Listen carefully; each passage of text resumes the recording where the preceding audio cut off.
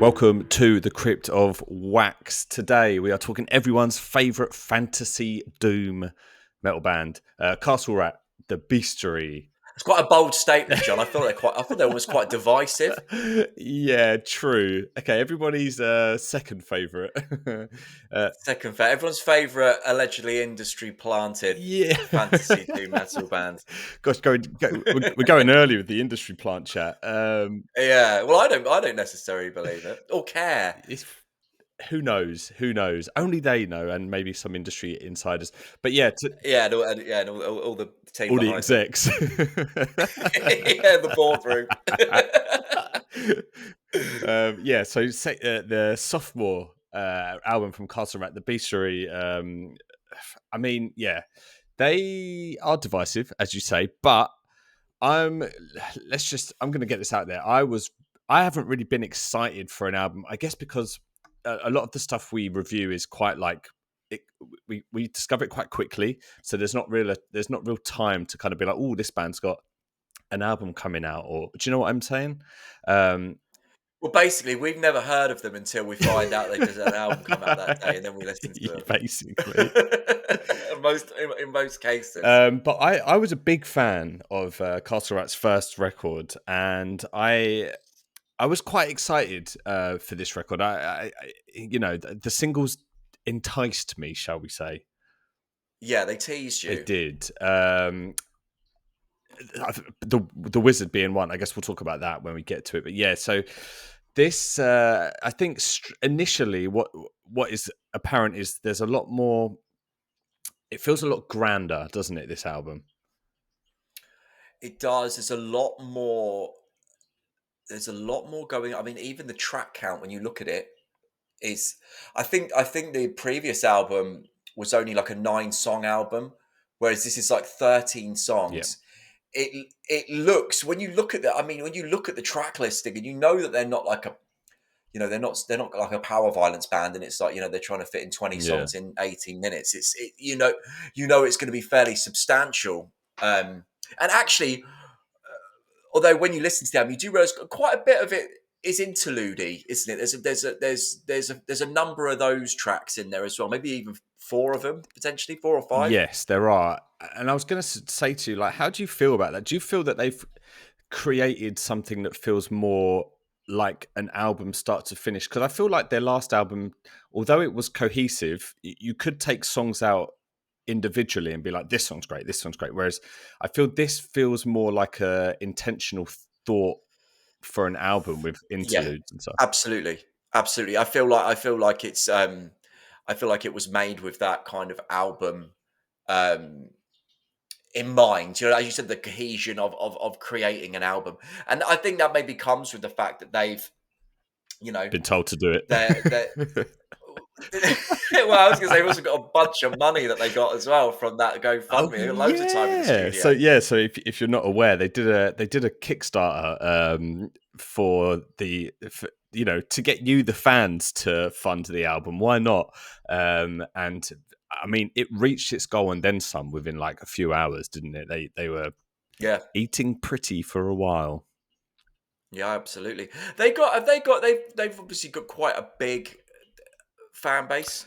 Obviously, quite an engaged fan base. Yeah, that's it. It's quite a hardcore fan base. I think when you're in with this band, I think you buy into the kind of like nerdy fantasy, like, because they go all out with the aesthetics, don't they? They don't hold back, especially with like the stage show and stuff like that. Well, I was going to say, do you think you need to see them live? I don't think you need to, but I think it would probably help. I think it would add to the theatrics and the kind of lasting power of the band. Yeah. No, agreed. So this album, I mean, should we get into sort of this album as it's going on? Because it starts with an intro, doesn't it? As we were saying, there was a few interlude tracks. Yeah. It does start on an intro. It does. In a very Metallica-esque fashion, if you ask me. I tell you what, man, honestly, like I was listening to it the other day, and I was just expecting, after the sort of reversed sort of solo intro, it's so blackened, it's crazy. But but Yeah, yeah, yeah, yeah. it's great though. I think it's a really cool intro. And it has a really like kind of powerful. It's like a build up, isn't it, of like toms with like a cool like metal lead going over the top, like real triumphant in Wish a they way. harmonised, put a few harmonies in They there. It sounds they great. do. Mike, you're not a fan of an intro usually. I'm not when it sounds pointless. Um, and it's actually for me, it's more when the intro's part of the first song, but it goes on for like 40 seconds, and maybe it's just a real pointless holding down of an ambient note or Yeah, whatever. Do you know what I mean? Something that feels like it had to be there when it probably didn't. yeah.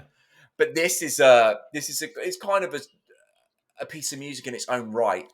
Um, It and I thought was very, very well done. So I liked it. I was a fan of it. yeah, true. How do you feel it went into the next track?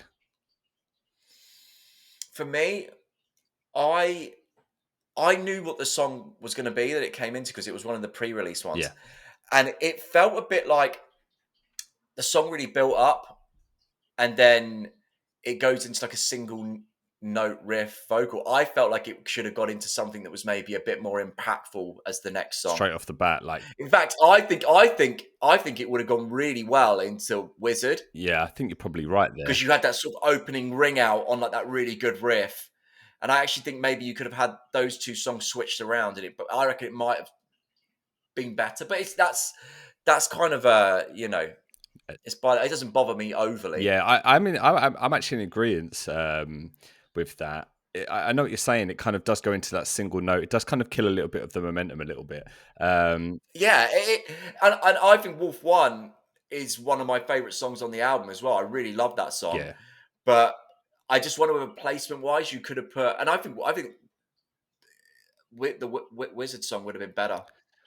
So There, Wolf One, it feels like they were experimenting a bit more with like influence here, where it feels almost a little bit more proggy, dare I say, than their usual stuff.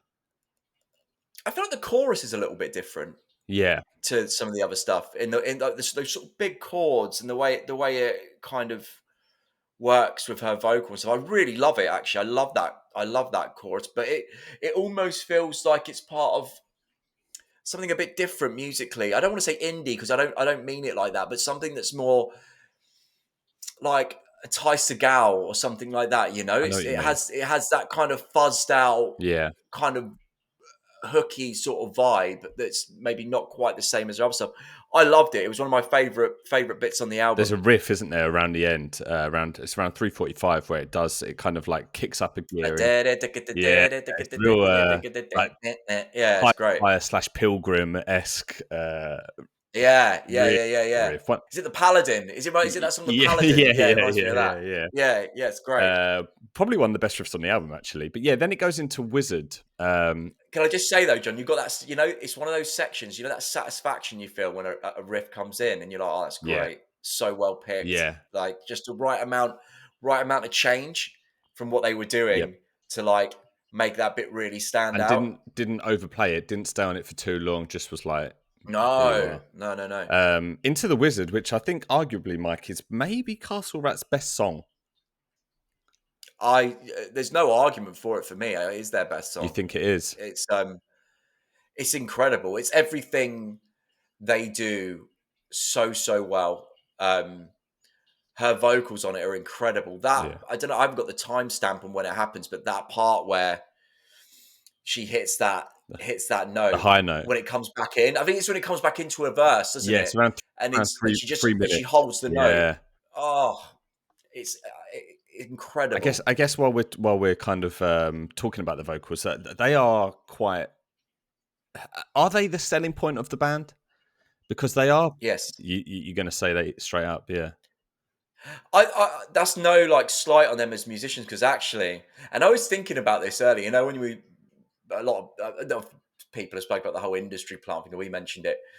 I did think like for a band that sort of relatively came out of nowhere, these guys are all actually really incredible yeah, musicians. You know, you could see why people are thinking this because they could be session musicians, the guys hundred. doing this because they're so good. Like I didn't notice it as much on the first album how good the rest of the band are. Like some of the soloing and stuff in this is amazing, and the drumming as well, and bass playing too. Like throughout. it's all of a really high standard, and then obviously her vocals are, Well, and you the know, some songwriting of the best I've and the heard. songwriting as Huh? well. Yeah, yeah. It's you can understand why there is that kind of talk because it is they almost did come out of nowhere. They're all so professional and prolific and like her voice is unbelievable. Like Are they all under pseudonyms as well, John? Like, do we know any of their names? unsure. I haven't really dived into it enough to know that. I've assumed that they all operate under, like, you know, stage names and stuff. Yeah, I haven't really dived into it that far, but yeah, I mean, her vocals are Have a look. they're incredible, aren't they? They really are. Oh, They've amazing. got that kind of 60s, 70s, like almost Jefferson Airplane esque feel, Yeah, but yeah, more modern and a bit more kind of variety to it. And there's a kind of like Chelsea Wolfe level of like the aspect that she brings into this album. On some of the kind of more interlude songs, there's a kind of more like a darker tone to it, which I was really impressed with. yeah. I was just looking up their thing, and right, it's so they've all their names describe their Costumes, costume. Do you know what I mean? So you've yeah, got the plague doctor, the druid, she's the rat queen, um, the count. Um, but what I've noticed as well, looking on Metallum, is that they've got other bands that they've been in, but okay. none of them have got links, which makes me wonder if they're all kind of made up. What do you mean? Well, you know, when on Metallum, when it has the members, it'll Yeah, then say "see also," and it's got the band names on there as well. But ones that have got pages on Metallum are links. You can click on them yeah. to go to that other band. But none of the bands on here have got Oh, but links. they're in other Do you know bands. what I It mean? says. Or you know, see also that they're in a bunch of other bands, which makes me wonder: are they real bands, or are they just kind of Ooh, like made up for like lore? If you ooh, know what I the mean? plot thickens. The plot The thickens. plot thickens.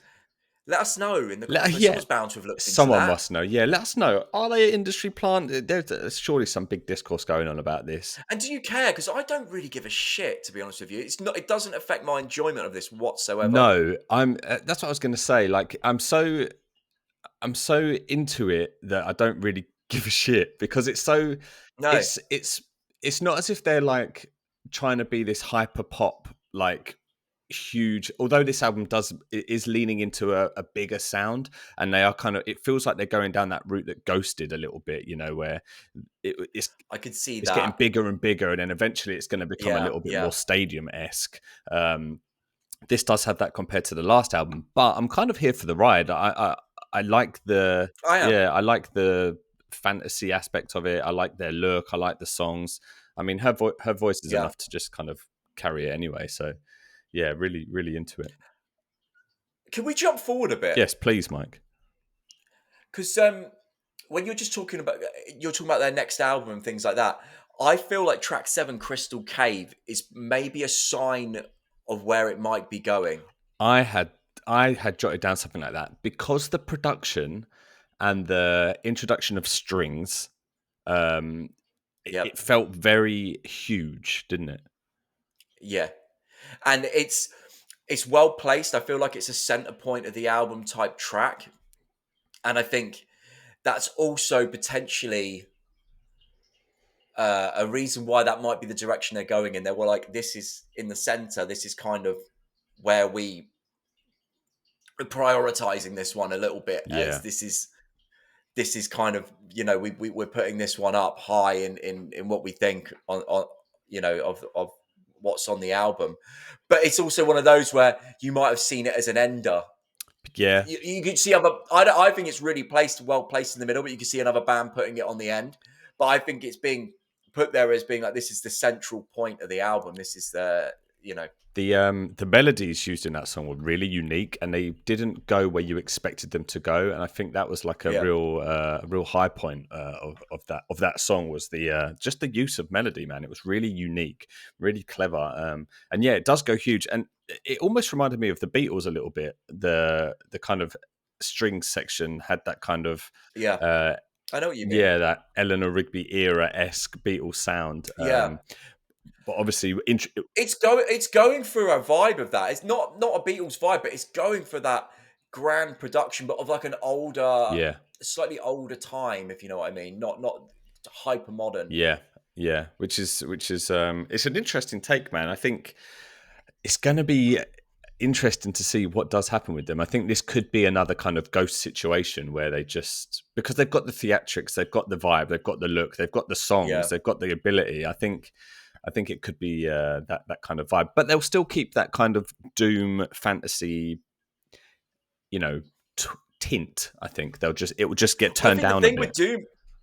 Well, the thing with Doom is you can back that into kind of like melody and things like that going forward. Yeah, You can still be heavy in Doom, but be melodic, and especially when you got a vocalist like her, you can kind of cater for all in that sense, you know. yeah, Um, I see this as this like transition album popularity wise, where it's going to be this is the album where the shows start getting bigger and they start getting more popular. Then probably by the next one is when it will start hearing that grander production, probably more orchestral parts and things like that, and then it starts to really push for maybe a bit more of a mainstream audience. yeah. It's going to be interesting to see, man, because I Mm, mean, I think they've got everything set up now to kind of do that.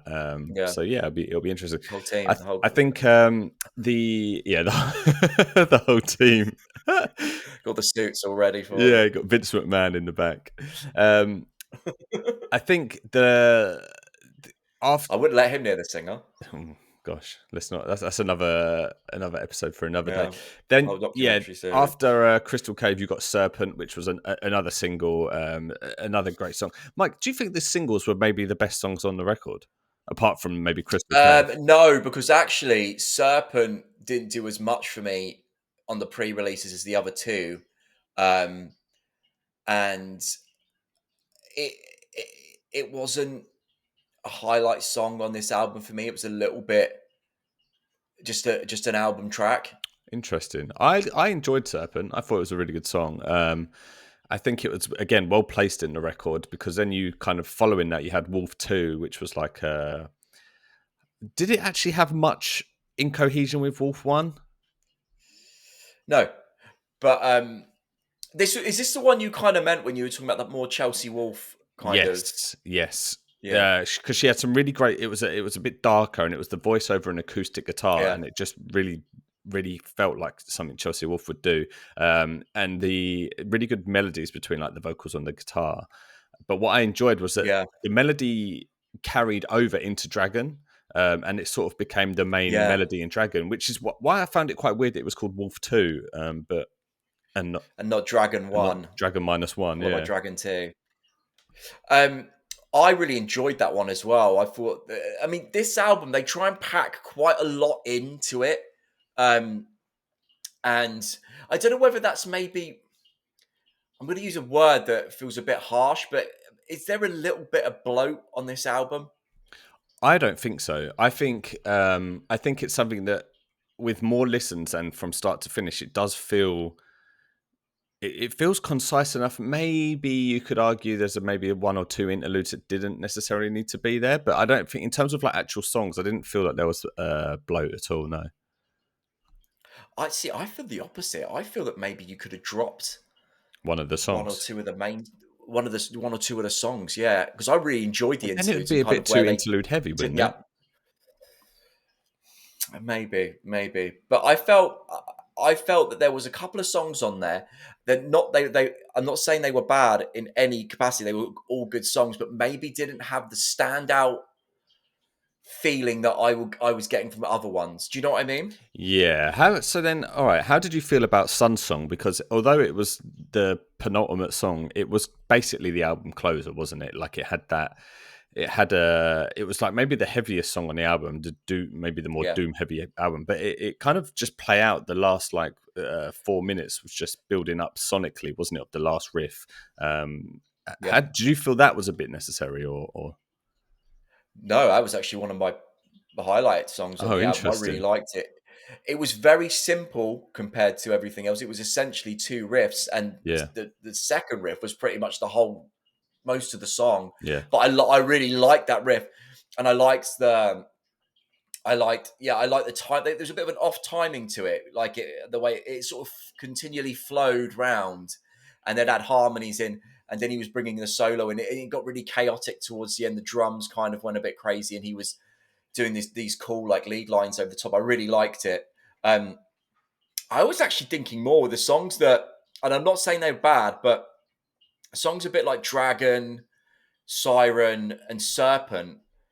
To me, they were good songs, but they didn't have necessarily something special about them compared to some of the other ones. Do you know what I quite liked about Siren was they had that again, they were bringing in more inspiration from like thrash. I think there was a lot of kind of Mm. that inspiration coming on because they had that kind of there was a thrashy riff towards the end, and they even dropped like a little huh going into it, which was Yeah, quite unexpected for Dragon Rat. But it was I didn't mind that song, man.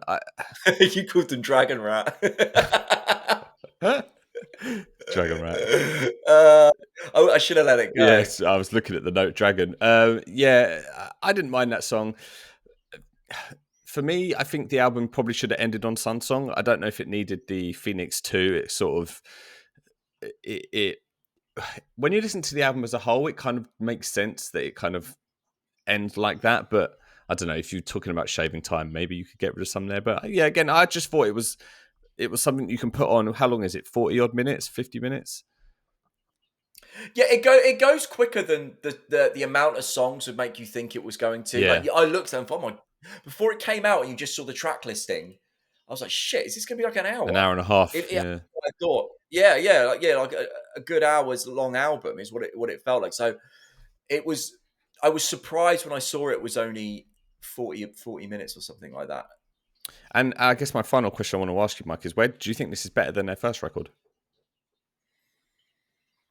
As an album, yeah, I feel like the first album, as you mentioned earlier, felt a little bit more like a collection of songs and felt very much like a debut. Whereas I think this feels like a more realized a band kind of announcing themselves a little bit, you know? It's gonna, yeah, like I said, man, it's gonna be interesting to see what happens next. I mean, it's stupid to say what happens next. They've literally only just released this album, but you know what I mean. But yeah, let us know in the comments what you thought about this. If you kind of liked it compared to their first record, or if they are indeed, as Mike allegedly No, I never said this. said.